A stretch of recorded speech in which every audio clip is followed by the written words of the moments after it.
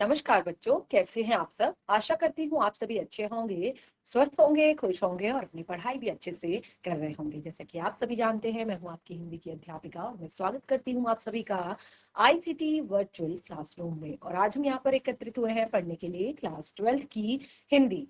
Class 12th की हिंदी में हम यहाँ पर पढ़ रहे हैं अपना फर्स्ट चैप्टर, जो कि है हमारी आरोह पाठ्य पुस्तिका भाग 2 से।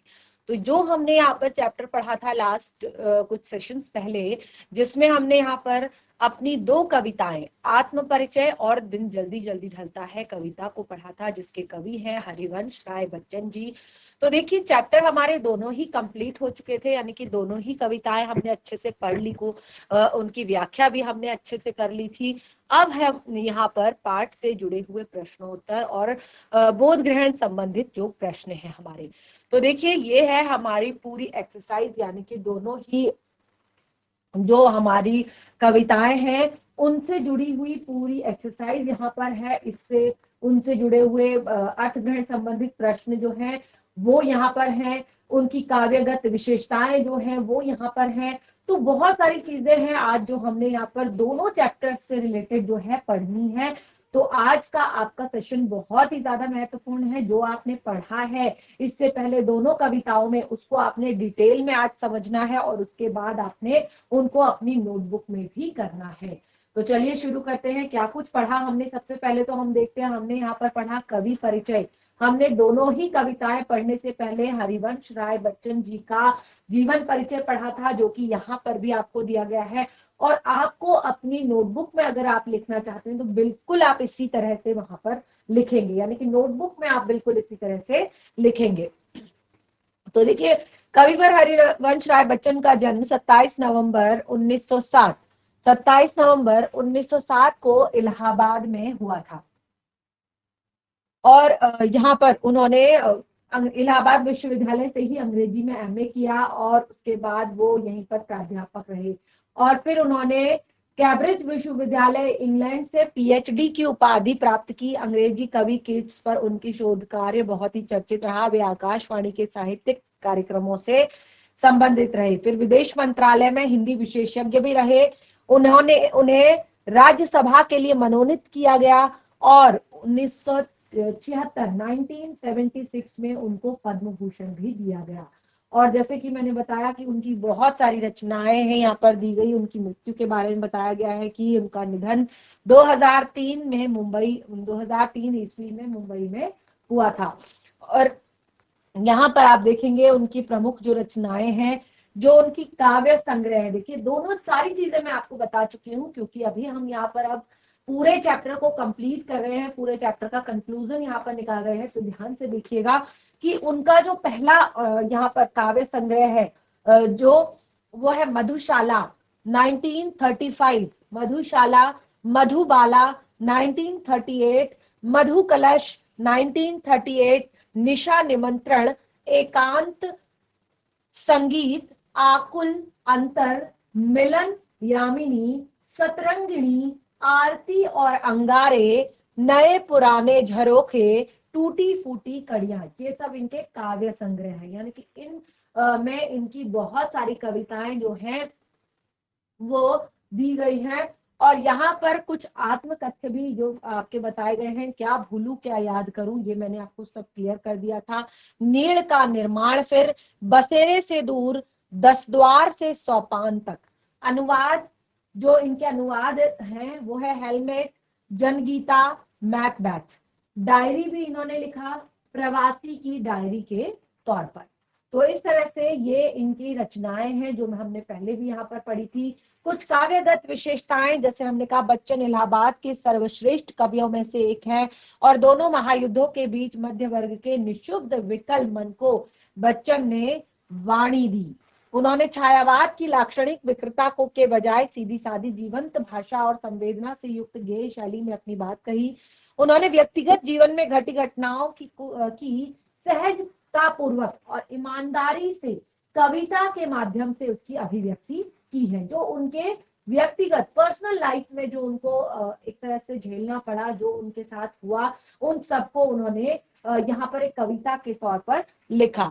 यही विशेषता हिंदी काव्य संसार में उनकी प्रसिद्ध मूलाधार है। भाषा शैली, जैसे हमने बताया कि अपनी अनुभूतियों को सहज और स्वाभाविक ढंग से उन्होंने यहाँ बताया। आमतौर पर व्यक्ति के निकट की इनकी भाषा है और ये कवि के रूप से विख्यात है। और उन्होंने कहा कि डायरी आदि के साथ भी उन्होंने कहानी, डायरी आदि के माध्यम से भी बेहतरीन आत्मकथा लिखी है। इनकी रचनाएं ईमानदारी, आत्म स्वीकृति और प्रांजल शैली के कारण भी आज भी पठनीय है।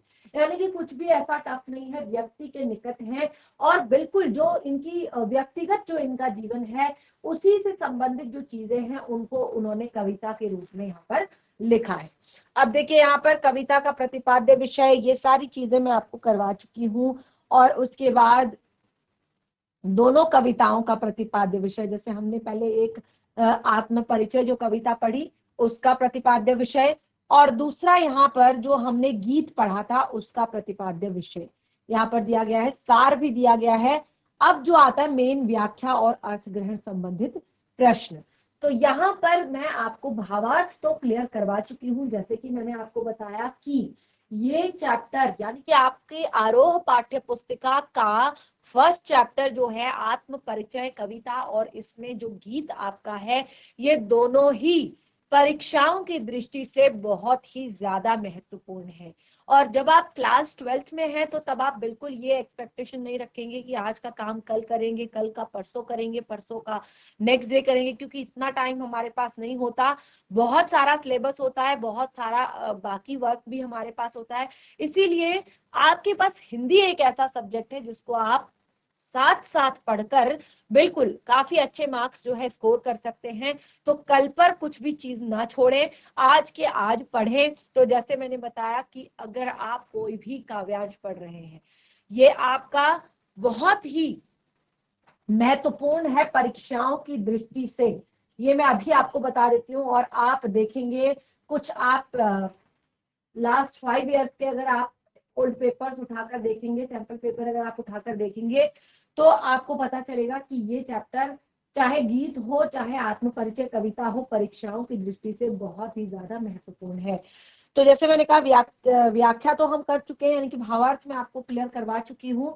तो यहाँ पर एक बार इसको रीड कर लेते हैं, कुछ कठिन शब्द हैं उनको पढ़ लेते हैं, और उसके जो बोध ग्रहण अर्थ ग्रहण संबंधित जो प्रश्न हैं उनको हम यहाँ पर पढ़ लेते हैं।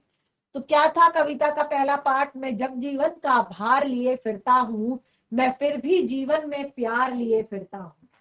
कर दिया किसी ने झनकृत जिनको छूकर, मैं सांसों के 2 तार लिए फिरता हूँ। मैं स्नेह सुरा का पान किया करता हूँ, मैं कभी न जग का ध्यान किया करता हूँ। जग पूछ रहा उनको जो जग की गाते, मैं अपने मन का गान किया करता हूँ। तो यहाँ पर देखिए जग जीवन, मैं जग जीवन का भार लिए फिरता हूँ। जग जीवन किसे कहा है? सांसारिक गतिविधियों को कहा है। देखिए ये तो सभी इंसानों के ऊपर है कि जो इंसान यहाँ पर आ गया तो उसको अपनी सभी तरह के कर्तव्यों का पालन करना है, उसको अपनी सभी तरह की जिम्मेदारियां यहाँ पर उठानी है, चाहे वो परिवार से संबंधित हो, चाहे वो अपने आस पड़ोस से संबंधित हो, अपने समाज से संबंधित हो, अपने राज्य से संबंधित हो, अपने काम से संबंधित हो, अपने घर से संबंधित हो। हर तरह के कर्तव्य उसको निभाने हैं, हर तरह की जिम्मेदारियां उसको निभानी है, तभी वो यहाँ पर अच्छे से सरवाइव कर सकता है, अच्छे से रह सकता है। यानी कि हर तरह की चीजों में उसने सोशल भी उसने होना है, सामाजिक जिम्मेदारियां जो उसकी है वो भी उसने निभानी है, पारिवारिक भी निभानी है, पर्सनल भी अपनी निभानी है। हर तरह की जिम्मेदारियों का निर्वाह करेगा तभी तो वो कहते हैं कभी कि मैं हर तरह का जो भार है वो लिए फिरता हूँ, फिर भी मैं अपने जीवन में प्यार लिए फिरता हूँ। जब इंसान के पास बहुत सारा प्रेशर होता है तो वो एक तरह से बहुत ज्यादा चिड़चिड़ा हो जाता है, बहुत ज्यादा फ्रस्ट्रेट हो जाता है। लेकिन यहाँ पर कवि कहते हैं कि मुझे फर्क नहीं पड़ता, फिर भी मैं अपने मन में लोगों के लिए प्यार लिए फिरता हूँ। कर दिया किसी ने झनकृत जिनको छूकर। तो देखिए जग जीवन की बात की थी, तो जग जीवन का अर्थ है सांसारिक गतिविधियां, ठीक है।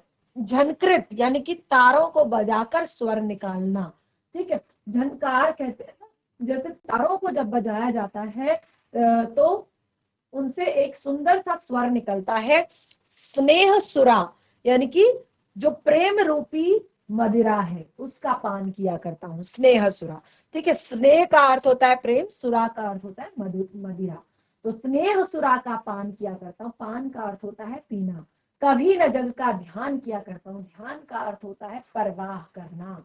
ठीक है, तो यहाँ पर मैं स्नेह सुरा का पान किया करता हूँ, मैं कभी न जग का ध्यान किया करता हूँ। जग पूछ रहा उनको जो जग की गाते, जग की गाते अर्थात जग की प्रशंसा में लगे रहते हैं। जैसे मैंने कहा ना कि बहुत सारे लोग ऐसे होते हैं जो अपना उल्लू सीधा करने के लिए कुछ भी करने को तैयार रहते हैं। नहीं आप बहुत अच्छे, नहीं आप बहुत अच्छे, नहीं आप बहुत अच्छे। तो संसार के बारे में जो हमेशा सोचता है, संसार की प्रशंसा में जो हमेशा लगा रहता है, वो क्या है, उसी को संसार पूछता है। जो इंसान जो है अपने कर्तव्यों के पालन में लगा रहता है, अपने काम में मग्न रहता है, उसको उसको कहते हैं नहीं ये तो घमंडी है, ये तो बात नहीं करता, और उससे सब कट जाते हैं। ठीक है, तो इस तरह से हमने यहाँ पर व्याख्या तो कर दी थी, लेकिन एक बार प्रसंग में आपको बता दूं कि किस तरह से आपको लिखना होगा। प्रस्तुत काव्यांश हमारी पाठ्य पुस्तक आरोह भाग 2 में संकलित कविता आत्म परिचय से ली गई है। बहुत ही सरल शब्दों में लिखेंगे। इसके रचयिता सुप्रसिद्ध हरिवंश राय बच्चन हैं, और यहाँ पर जो कवि ने यहाँ पर संसार के प्रति जो अपने मन के भाव हैं उनको यहाँ पर बताया है। और जैसे व्याख्या तो सारी चीजें मैंने कर दी थी, विशेष यहाँ पर जैसे मैंने बताया कि निजी प्रेम को स्वीकार किया है उन्होंने, संसार को स्वार्थी बताया है, और जैसे स्नेह सुरा, ठीक है, और सांसों के तार, स्नेह सुरा, स्नेह सुरा, जहां पर आप देखेंगे मैंने इस तरह से आपको बताया कि योजक चिन्ह का प्रयोग किया गया होगा, वहां पर जो है आपका रूपक अलंकार होगा, रूप दे दिया जाएगा। सांसों के तार, तो सांसों के तार ही कह दिया गया है, तो उसमें रूपक अलंकार है। जग जीवन और स्नेह सुरा में अनुप्रास अलंकार है। जग जीवन, ज वर्ण की आवृत्ति एक से अधिक बार, स्नेह सुरा स वर्ण की आवृत्ति एक से अधिक बार, अनुप्रास अलंकार। ठीक है, और एक बार मैं आप लोगों के लिए यहाँ पर अलंकारों वाला जो हमारा टॉपिक है उसको जरूर क्लियर करूंगी। वैसे तो ये आपके सिलेबस में नहीं है, लेकिन क्योंकि जब हम हिंदी पढ़ रहे हैं तो हमें सभी चीजों का ज्ञान होना चाहिए, खासतौर पर जब हम क्लास 12th में हैं और उसके बाद हमने आगे बहुत सारे कॉम्पिटिटिव एग्जाम्स देने हैं, तो उसके लिए भी हमें इन सब चीजों की जरूरत होती है। तो जैसे यहाँ पर का खड़ी बोली का प्रयोग किया गया है, किया करता हूँ, लिए फिरता हूँ मैं गीत की आवृत्ति और मस्ती है। ठीक है, ये हमने पहले भी आप लोगों को क्लियर किया है। अब देखिए जो सबसे महत्वपूर्ण चीज है वो है ये प्रश्न। ये केवल और केवल प्रश्न आप नोट करेंगे और आंसर आप लिख के लाएंगे, ये होमवर्क है आप लोगों का। ठीक है ना, ये आप लोगों के लिए होमवर्क है। मैं ये देती रहूंगी आपको हर जगह। 4 आपके प्रश्न हैं यहाँ पर कि जगजीवन का भार, एक चैप्टर से रिलेटेड प्रश्न अलग है। ठीक है ना, ये आपका कहाँ पर आएंगे, ये आपका जो काव्यांश आएगा उससे रिलेटेड ये आपके प्रश्न होंगे। तो जगजीवन का भार लिए फिरने से कवि का क्या आश्रय है, और ऐसे में वह क्या कर लेता है। ठीक है, जगजीवन का भार लिए फिरने से कवि का क्या आश्रय है और ऐसे में वह क्या कर लेता है। अगला है स्नेह सुरा से कवि का क्या आश्रय है, स्नेह सुरा से कवि का क्या आश्रय है। अगला है आश्रय स्पष्ट कीजिए कि जग पूछ रहा उनको जो जग की गाते। क्या मतलब है इसका, क्या कहा गया है कि जग पूछ रहा उनको जो जग की गाते। सांसों के तार से कवि का क्या तात्पर्य है, आपके विचार से उसे किसने झंकृत कर दिया होगा। ठीक है, तो ये बहुत ही महत्वपूर्ण प्रश्न है जो आपका फर्स्ट पहला काव्यांश जो है आपका उससे रिलेटेड, उससे संबंधित। तो चारों प्रश्न आप नोट करेंगे और यही आपका होमवर्क है, और ये आंसर आप खुद लिख कर लाएंगे। ठीक है ना, नेक्स्ट सेशन में हम सबसे पहले जो है इसके आंसर डिस्कस करेंगे, क्योंकि तभी पता चलेगा आपको चैप्टर अच्छे से याद हुआ है, अच्छे से समझ आया है या नहीं आया। जैसे मैं बार बार कह रही हूँ कि कल पर कुछ नहीं छोड़ना है। आप अगर आज पढ़ाई कर रहे हैं, चैप्टर शुरू कर दिया है, तो उसको आज ही कंप्लीट करेंगे। ठीक है, तो तो ये है इसके आंसर, फिर हम मैच करेंगे नेक्स्ट सेशन में। अगला है यहाँ पर, अगले काव्यांश की तरफ बढ़ते हैं, उसको पढ़ते हैं। मैं निज उर के उद्गार लिए फिरता हूँ, मैं निज उर के उपहार लिए फिरता हूँ, यह अपूर्ण संसार न मुझको भाता, यह अपूर्ण संसार न मुझको भाता, मैं स्वप्नों का संसार लिए फिरता हूँ, मैं जला हृदय में अग्नि दहा करता हूँ, मैं जला हृदय में अग्नि दहा करता हूँ, मैं सुख दुख दोनों में मग्न रहा करता हूँ, जग भव सागर तरने को नाव बनाए, जग भव सागर तरने को नाव बनाए, मैं भव मौजों पर मस्त बहा करता हूँ। तो बहुत ही सुंदर पंक्तियां हैं। जैसे मैंने कहा, परीक्षाओं की दृष्टि से पूरी की पूरी कविता बहुत ही ज्यादा महत्वपूर्ण है, तो सारे काव्यांशों को अच्छे से पढ़ेंगे। अब देखिए, उद्गार, मैं निज उर के उद्गार लिए फिरता हूँ। उद्गार अर्थात जो मन में भाव होते हैं, जो भी मन में बातें होती, कहते हैं ना कि इसने आज अपने मन का पूरा उद्गार निकाल दिया, यानी कि जो मन में बातें होती है। कई बार आपको, जब आपका बेस्ट फ्रेंड या बहुत सारी मन में बातें होती हैं, आपने देखा होगा कि जिसके सामने कई बार हम शेयर कर रहे होते हैं तो हम रोने भी लग जाते हैं, यानी कि हमारी आंख से आंसू आ जाते हैं। क्यों?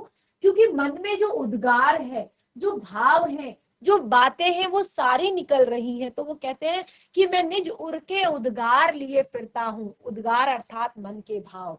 मैं निज उर के उपहार लिए फिरता हूँ, और साथ ही जो मेरे मन में लोगों के लिए उपहार है, क्या है वो उपहार? वो है प्रेम स्वरूप, जो है वो प्रेम उपहार के रूप में कहते हैं। और कहते हैं यह पूर्ण संसार न मुझको भाता, भाना यानी कि अच्छा लगना। तो कहते हैं मुझे यह अपूर्ण संसार नहीं भाता। पूर्ण क्यों कहा है उन्होंने संसार को, ये एक प्रश्न हो सकता है। इसीलिए कहा है क्योंकि यहाँ पर आज प्रेम जो है नहीं रह गया है, केवल और केवल स्वार्थ रह गया है। हर इंसान अपने स्वार्थ के लिए काम करता है, हर इंसान अपने स्वार्थ को सिद्ध करना चाहता है। तो इसीलिए उन्होंने इस संसार को अपूर्ण कहा है। वो कहते हैं अपूर्ण संसार न मुझको भाता, इसीलिए मैं स्वप्नों का संसार, स्वप्नों का संसार अर्थात जो मेरी कल्पनाओं में हमेशा चलता रहता है संसार में, उसको हमेशा लेकर फिरता। यानी कि मेरी कल्पनाओं में हमेशा अच्छा ही संसार रहता है। मेरी कल्पनाएं जो होती हैं वो हमेशा बहुत ही अच्छे संसार के बारे में सोचती हैं, तो मैं उसी को लिए फिरता हूँ। मैं जला हृदय में अग्नि दहा करता हूँ, दहा करता हूँ यानी कि उस अग्नि से जलता हूं मैं अपने हृदय में। ये अग्नि जो है, कौन सी अग्नि? कि ये संसार में कुछ नहीं बचा, ये संसार कुछ नहीं है, ये संसार समाप्त हो गया है। इस तरह की अग्नि जो है मैं जला कर रखता हूं अपने मन में। और भव सागर, क्योंकि ये संसार को देखकर जो है मेरा मन दुखी हो जाता है, और उसको एक आग के रूप में मैं अपने हृदय में समेट लेता हूँ, और अंदर ही अंदर दहता रहता हूँ, अंदर ही अंदर जलता रहता हूँ। जग भव सागर तरने को नाव बनाए, भव सागर यानी कि संसार रूपी सागर है। भव सागर क्यों कहा है? क्योंकि बहुत सारे झमेले हैं इसमें, बहुत सारी चीजें हैं जो हमें घेरे हुए हैं। लोभ है, मोह है, काम है, क्रोध है, हम इससे बाहर नहीं निकल पाते, इसमें उलझ कर रह जाते हैं। इसीलिए इसे भव सागर कहा है। जग भव सागर तरने को नाव बनाए, बहुत सारी चीजें हैं। कभी आपको परिवार का मोह है, कभी आपको अपनी वस्तुओं का मोह है, कभी आपको चीजें और आगे बढ़ाने का लोभ है, कभी आपको क्रोध है, अलग अलग चीजें आपको घेर कर रखती हैं। तो ये संसार एक भवसागर है जहां से निकलना बहुत मुश्किल है, लेकिन लोग अलग अलग तरह के यत्न करते हैं, अलग अलग तरह से मतलब इसमें आराम से रह सके, इसमें आराम से तैर सके, इसलिए वो लोग नाव बनाने की कोशिश करते हैं। यानी कि और भी संसाधन जोड़ने की कोशिश करते हैं, चीजें इकट्ठा करने की कोशिश करते हैं, लेकिन वो कहते हैं मैं इन भव मौजों पर मस्त बहा करता हूँ। ये जो मौजें आती है ना, आपने देखा होगा जो लहरें आती है बड़ी बड़ी, क्योंकि जीवन में जो ये सुख और दुख है, ये लहरें ही तो है। कभी सुख आता है, कभी दुख आता है, ये लगा रहता है, निरंतर लगा रहता है। कभी खुशी होती है, कभी गम होता है, कभी किसी चीज की प्रॉब्लम होती है, कभी कोई अच्छी चीज होती है। तो ये लहरें हैं संसार में, संसार रूपी भव सागर में ये लहरें हैं। और जो इनसे बचने के लिए संसाधन जोड़ रहा है वो तो ठीक है, और जो इसमें मस्त बह रहा है, यानी कि सुख दुख को समान रूप से स्वीकार कर रहा है, और उसके लिए फिर ज्यादा कठिन नहीं है यहाँ पर सरवाइव करना। तो देखिए, मौजें यानी कि लहरें, तो प्रसंग आप बिल्कुल वही लिखेंगे, ठीक है। बस एक चीज, हर पैराग्राफ के साथ, यानी कि जो भी आपका पैराग्राफ आएगा, जो भी काव्यांश आएगा, उसके साथ आपका ये जो भाव है केवल ये चेंज हो जाएगा, ठीक है ना। बाकी आप प्रसंग में वही लिखेंगे कि प्रस्तुत काव्यांश हमारी पाठ्य पुस्तक आरोह भाग 2 में संकलित कविता आत्म परिचय से ली गई है, या आत्म परिचय से अवतरित है। इसकी रचयिता सुप्रसिद्ध कवि हरिवंश राय बच्चन जी हैं, ठीक है। और इस कविता में कवि ने जीवन जीने की शैली के बारे में बताया है, और दुनिया से अपने द्वंद्वात्मक संबंधों को उजागर किया है, कि संसार के साथ उनका जो मेल है ना वो जरा बैठता नहीं है, क्योंकि जैसे उन्होंने कहा कि जग भव सागर करने को नाव बनाए, लेकिन मैं इन भव मौजों पर मस्त बहा करता हूं। तो जरा सा द्वंद्वात्मक संबंध उनका है संसार के साथ, ठीक है। इस तरह से बाकी की व्याख्या पूरी की पूरी मैंने कर दी है, और ये तो मैंने आपको होमवर्क में भी दिया था कि आप जरा सा इसको करें, खुद से लिखने का प्रयास करें, क्योंकि मैं काफी अच्छे से आपको एक्सप्लेन करने की कोशिश यहाँ पर कर रही हूँ, और आशा कर रही हूँ कि आप सभी को अच्छे से समझ भी आ रहा होगा, ठीक है ना। तो अब देखिए, इसमें विशेष देख लेते हैं। विशेष भी मैंने आपको पहले भी क्लियर किया है, लेकिन फिर भी देख लीजिए कि कवि ने प्रेम की मस्ती को प्रमुखता यहाँ पर दी है, और व्यक्तिवादी विचारधारा की प्रमुखता यहाँ पर है, कि प्रत्येक व्यक्ति की संसार में जो सोच होती है वो सबकी अपनी अलग अलग होती है। कोई किसी चीज को सही समझता है, कोई किसी चीज को सही समझता है। यानी कि आपने देखा होगा कि हम कई बार सोचते हैं कि अगर इस तरह से लिखा गया है तो 6, देखिए, अगर इस तरह से लिखा गया है तो हम इसको 6 कहेंगे, अगर इस तरह से लिखा गया है तो हम इसको 9 कहेंगे, ठीक है। तो ये देखने का नजरिया है कि हम संसार को किस तरह से देख रहे हैं, हम इस संसार में क्या देख रहे हैं। तो हर एक व्यक्ति का नजरिया जो है चीजों के प्रति अलग अलग होता है, इसीलिए उसके विचार भी अलग अलग होते हैं। तो व्यक्तिवादी विचारधारा की प्रमुखता इस काव्य में है, इस काव्यांश में है। स्वप्नों का संसार, सवर्ण की आवृत्ति 1 से अधिक बार, वहां पर अनुप्रास अलंकार है। भव सागर, भव मौजों में रूपक अलंकार है, खड़ी बोली का स्वाभाविक रूप से प्रयोग किया गया है। तत्सम शब्दावली यहाँ पर बहुत सारी है, और श्रृंगार रस की अभिव्यक्ति की गई है, ठीक है। तो चलिए आगे बढ़ते हैं। जो मेन चीज है जिसको हम पढ़ने के लिए, जिसको समझने के लिए, जिन चीजों के लिए हम यहाँ पर आए हैं, वो है हमारे अर्थ ग्रहण संबंधित प्रश्न। यानी कि हमें हमारा काव्यांश कितना समझ में आया, कितना अर्थ हमें उसका समझ आया। तो अर्थ ग्रहण संबंधित प्रश्न, पहले 4 प्रश्न आप नोट कर चुके हैं, उसी के नीचे फिर से ये 4 प्रश्न और नोट करेंगे। चलिए, आंसर आपने खुद से लिखना है, कहीं पर कोई डाउट होता है तो उसमें दिक्कत नहीं है, वो हम नेक्स्ट सेशन में डिस्कस करेंगे, लेकिन यहाँ पर आपने आंसर खुद से लिखना है, ठीक है। कवि के हृदय में कौन सी अग्नि जल रही है, और वह व्यक्ति क्यों है। कवि के हृदय में कौन सी अग्नि जल रही है, और वह किस प्रकार का व्यक्ति है, ठीक है। तो ये आप लिखेंगे। निज उर के उद्गार और उपहार से कवि का क्या तात्पर्य। 2 तरह के शब्दों का प्रयोग किया है, कि निज उर के उद्गार, निज का अर्थ होता है रोज, उर का अर्थ होता है हृदय, उद्गार का अर्थ होता है भाव, उपहार का अर्थ होता है भेंट, ठीक है। सारी के सारे अर्थ क्लियर कर दिए। निज उर के उद्गार एवं उपहार से कवि का क्या तात्पर्य है, स्पष्ट कीजिए। ये प्रश्न है आपका। उसके बाद नेक्स्ट है, कवि को संसार अच्छा क्यों नहीं लगता। कवि को संसार अच्छा क्यों नहीं लगता, तो ये आप लिखेंगे यहाँ पर। अगला है, संसार में कष्टों को सहकर भी खुशी का माहौल कैसे बनाया जा सकता है। संसार में कष्टों को सहते हुए भी खुशी का माहौल कैसे बनाया जा सकता है, ये भी आप लिखेंगे। बहुत ही कॉमन से यहाँ पर प्रश्न है, बहुत ही सामान्य से प्रश्न है ये, तो इनको जरा सा अच्छे से लिखने की कोशिश करें, और बहुत ही मजेदार भी है, इंटरेस्टिंग है, ये आपके लिए होमवर्क है। चाहे तो एक तरह से आप इनको अच्छे से लिखकर मुझे नेक्स्ट सेशन में यहाँ पर बता सकते हैं, अच्छे से आंसर करेंगे। तो ये जो आपके उत्तर हैं ये हम मैच करेंगे नेक्स्ट सेशन में। जरूरी नहीं कि कॉपी करना है पूरा। चलिए तीसरे काव्यांश की तरफ बढ़ते हैं। मैं यौवन में उन्माद लिए फिरता हूं। मैं यौवन में उन्माद लिए फिरता हूं, उन्मादों में अवसाद लिए फिरता हूं।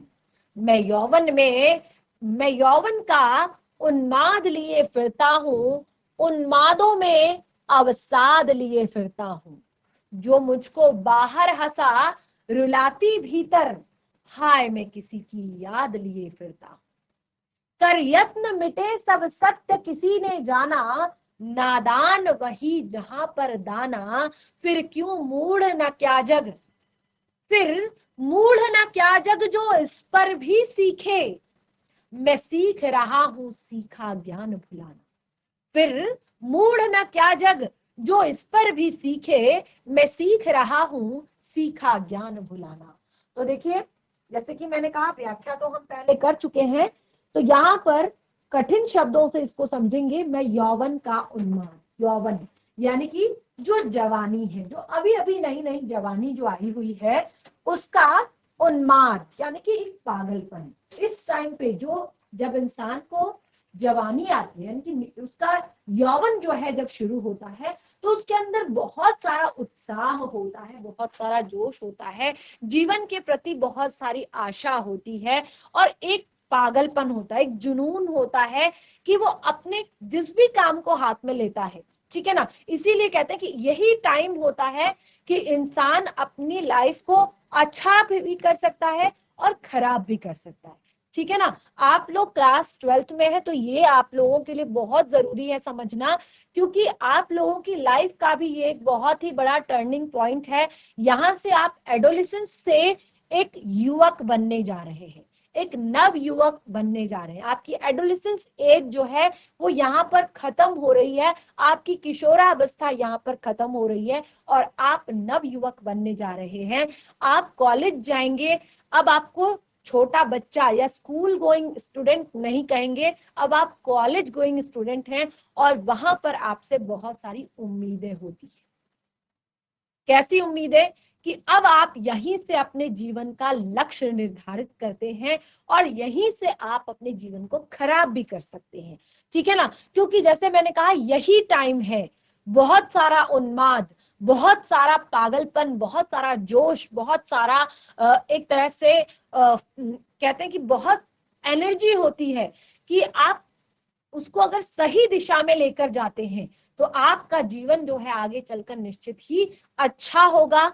और अगर आप यहीं से ढिलाई कर देते हैं, यहीं से जैसे कहा कि एक धुन लग जाती है, ठीक है, एक पागलपन छा जाता है किसी भी चीज के लिए, तो अगर वो सही चीजों के लिए पागलपन है तो आपकी लाइफ को काफी ऊंचा लेकर जाएगी। अगर गलत चीजों में चले जाते हैं, गलत चीजों की तरफ चले जाते हैं तो फिर वो आपकी लाइफ को स्पॉइल भी कर सकती है। तो इसीलिए यहाँ पर उन्होंने कहा मैं यौवन का उन्माद लिए फिरता हूँ। मेरा जीवन किस तरह का है, एक नवयुवक की भांति है जो हमेशा, जिसमें हर चीज के लिए पागलपन है। जैसे होता है ना कि आजकल लोगों के अंदर एक्साइटमेंट खत्म हो गया है, आजकल लोगों के अंदर उनको समाज से इतना प्रेशर, इतना टेंशन होता है, बच्चों को स्कूल का इतना प्रेशर है, फिर ट्यूशन जाना है, फिर उनको फर्स्ट आना है, फिर उनको कॉलेज के लिए एक तरह से कॉलेज का इंटरेस्ट निकालना है और फिर उनको अपना लाइफ के गोल सेट करने हैं। तो बच्चा कई बार बहुत ज्यादा प्रेशर में आ जाता है, बहुत ही ज्यादा। तो इसमें दोनों के लिए, माता पिता के लिए भी और बच्चों के लिए भी, कि आपको सारी चीजें रखनी है लेकिन थोड़ा सा धैर्य भी रखना है। जैसे यहाँ पर कहा है कि ये सब चीजें लाइफ का हिस्सा है, जीवन का हिस्सा है ये सब चीजें। कहीं पर अच्छाई, कहीं पर दुख, कहीं पर सुख, कहीं पर प्रॉब्लम, कहीं पर परेशानी, कहीं पर एक तरह से मजा, ये सब जो है जीवन का हिस्सा है। लेकिन इन दोनों में बैलेंस बनाकर आप किस तरह से चलते हैं वो मेन होता है। तो वो कहते हैं मैं उन्मादों में भी अवसाद लिए फिरता हूँ, यानी कि खुशी तो है, पागलपन तो है, एक इच्छा तो है, एक उत्साह तो है जीवन का, लेकिन उसमें भी अंदर ही अंदर क्या है, दुख है, उन्मादों में अवसाद, अवसाद यानी कि उदासी है, दुख है, खेद है, जो मुझे बाहर तो हंसाती है, लोगों के सामने तो मैं हंसता हूँ, मुस्कुराता हूँ, ठीक है ना, लेकिन जो अंदर से मुझे रुलाती है, यानी कि वो क्या है, वो किसी की याद है, वो किसी प्रिय की याद है।